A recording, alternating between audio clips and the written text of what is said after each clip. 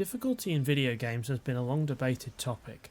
Almost every player will have an opinion on what level of difficulty is appropriate. Some people might want to play a game mainly to enjoy the story, whereas others might be looking for a more difficult experience which challenges their knowledge and mastery of the gameplay systems. Game developers need to find a way to balance these competing desires when building their games to make their game playable by a broad audience. Of course, building a very hard game for a niche audience is fine from a creative standpoint, but many big budget games rely on mass market appeal to turn a profit. If a game is too difficult, players might get stuck or be unable to make any progress, which for many people will be a reason for them to quit and just play something else.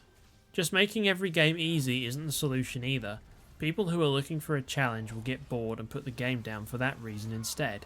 The most common solution to this is to allow players to choose from multiple difficulty settings before beginning the game, which should, in theory, allow players to choose a setting that's appropriate for them. The main problem with this is that if players haven't played the game before, how would they know which difficulty setting is the right one? Many modern games provide descriptions of what kind of player each mode is intended for, like Final Fantasy XVI Story Focus Mode and Action Focus Mode, and games often allow players to change the difficulty setting after starting to help mitigate the effects of choosing the wrong setting. One example of a game that really benefits from multiple difficulty settings is Doom Eternal. This game is a really tough first-person shooter that was primarily designed around the Nightmare mode, which is its hardest difficulty.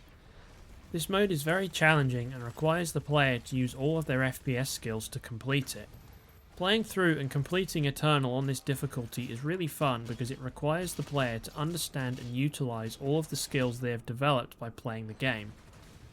Learning about the game's mechanics matters, and the game rewards your skill with hard-earned progress through the campaign. Completing the game's main story feels like a genuine achievement because of the difficulty of doing it. The only problem is that the Nightmare difficulty is way too hard for players without prior experience of this style of FPS game to complete. So the game includes a selection of lower difficulty settings where players can experience the story and develop their skills in a much less difficult environment, before moving up to the higher difficulties once they've trained a bit. The lower difficulty settings provide a crucial on-ramp for new players and make what can be a very challenging game accessible to a wide audience. It's important to point out that each difficulty setting in Doom Eternal feels well balanced, which obviously requires very substantial effort from the team to create. In some other games, adjustable difficulty has been implemented less effectively, like in The Elder Scrolls IV: Oblivion. This game is otherwise great, but the difficulty slider unfortunately is one of its weak points. On maximum difficulty, the player takes 6 times the usual amount of damage, and deals 1/6 the usual amount of damage to enemies that they would on the normal difficulty. The increase in damage taken works more or less okay. There are options to mitigate damage, like armor or spells, and you can play cautiously, but the real problem here is that it takes forever to kill anything with most weapons because your attack power is so low. Having to hit an enemy literally hundreds of times to kill it just doesn't feel enjoyable or realistic. It's pretty obvious that they didn't really design the game to be played on max difficulty, and it feels like a bit of an afterthought. Many other games suffer from these kinds of problems with difficulty settings. It's not just this one. It's particularly bad in this one though, because the difficulty isn't even implemented right.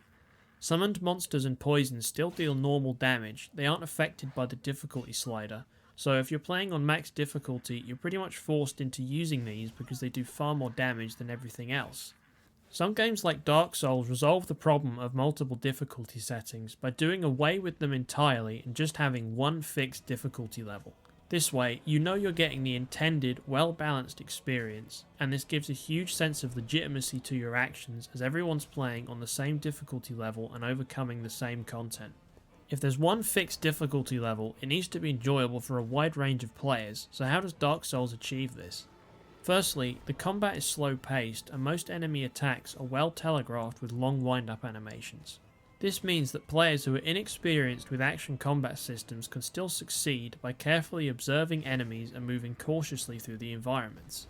The enemies behave in a way that is consistent and most of them lack complex AI. Whilst the enemies can do a lot of damage if they hit you, they all behave in predictable patterns, which means players can learn these patterns and eventually avoid taking damage entirely. Dark Souls also has a trick up its sleeve. Whilst you don't pick the difficulty setting in a menu, the game does have ways for players to adjust the difficulty of the game to make it easier. For example, you can spend a resource to kindle a bonfire, which gives extra healing charges every time you rest at it. This makes the game a lot easier if you use this feature, but using it is optional. Players can also summon other players or NPCs using the game's online features. Fighting a tough enemy with another player helping you makes it easier, but this is completely optional as well. You can play the whole game solo if you want to. Perhaps most importantly, Dark Souls is a game where you can level up your character and upgrade your weapons as you progress through the game. This means that struggling players can spend some time grinding out a stat advantage to help them get past tough fights. There are some really powerful pieces of equipment in this game which give the player character a substantial advantage when equipped.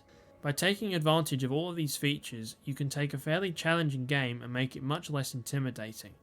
The game is never outright easy, but by using the assistance of other players and over-leveling your character, the game can be made substantially less difficult than it would otherwise be.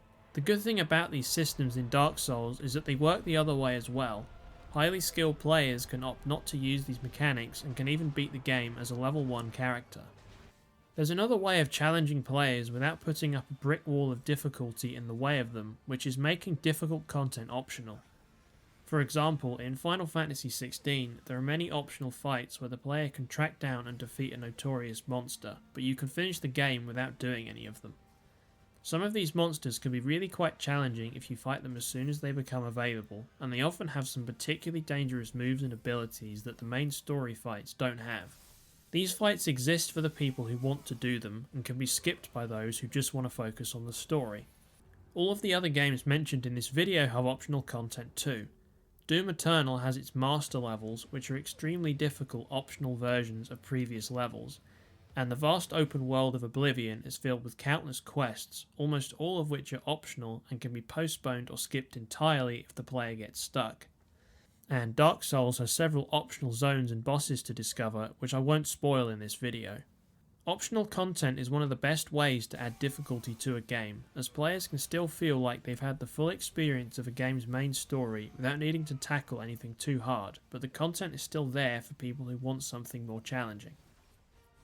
In summary, one of the main ways that developers can make games that are challenging but still find success with a broad audience is to give players options when it comes to the difficulty level of their games. This can be achieved through using explicit difficulty settings in a menu, or by adding in features that players can opt into within a playthrough to adapt the level of challenge to the experience that they want to have.